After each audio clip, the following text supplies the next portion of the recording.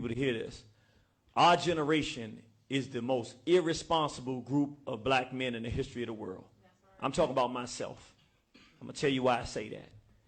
In 1988, a group was created. Well, actually, in 88, our people were listening to this new form of music called hip-hop. And a group came out called Public Enemy that told us to love ourselves and stand up. And they used terms for us: kings, queens, warriors, lovers, people's proud, sisters and brothers. They told us to have self-respect, and they told us to fight the power. Don't let anybody hold you down. And a whole generation of young people, through music, was beginning to connect with Brother Malcolm X, Omar Wally from the past, with Elijah Muhammad and his teachings, with Marcus Mosiah Garvey and the UNIA, with the freedom fighters of the past, and we were becoming conscious of doing for ourselves, not just in America, but around the world. And then something happened. The small hats, the white so-called Jews, his name was Jerry Heller. He came in and he paid a group called NWA. We don't use the N-word. I have to disagree. I respect my brother, but we're not ends. We can't be ends and black people at the same time. We can't be ends and Africans at the same time. Yes, sir. If we're going to actually make a difference, we have to make the decision as responsible black men to do something we didn't do then.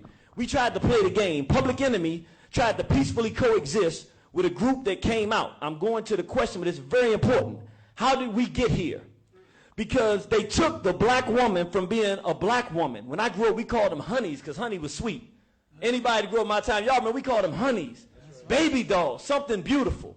And we let a group come out and start defiling black women, making songs about raping black women, so that all of the black women, if you're under 20 years old, you have not lived at a time period where the most prominent word for you is not the B word. You hear it every day. In every song you hear. When I grew up, I never heard a song that called you that. We did not do that. But we allowed a so-called Jew, a small hat named Jerry Heller, to pay our people to make that music. And from that time till now, everything we have heard is that we should kill each other, we should shoot each other, we should rape our women, and that they're bees and hoes. When you inoculate for 25 years black women with the idea that they're bees and hoes, when you inoculate black males with the idea that they're N-words, they have no value, they get locked up and commit the crimes you tell them to commit, they get raped and molested in prison, they come out destroyed as males, and then start defiling one another, and nobody has the courage or the maturity to stand up and say, we were wrong. We should not have negotiated with NWA. We should not have negotiated with black degeneracy.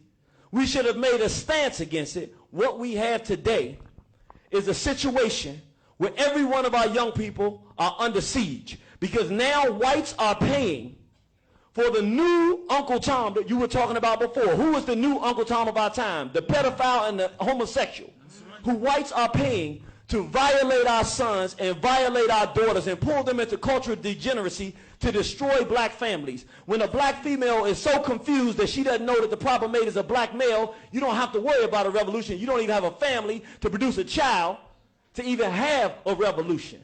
So what we have right now is a state of emergency where this is the last thing I'm going to say, because I know everybody wants to say something. But it's a state of emergency, and there's a reason.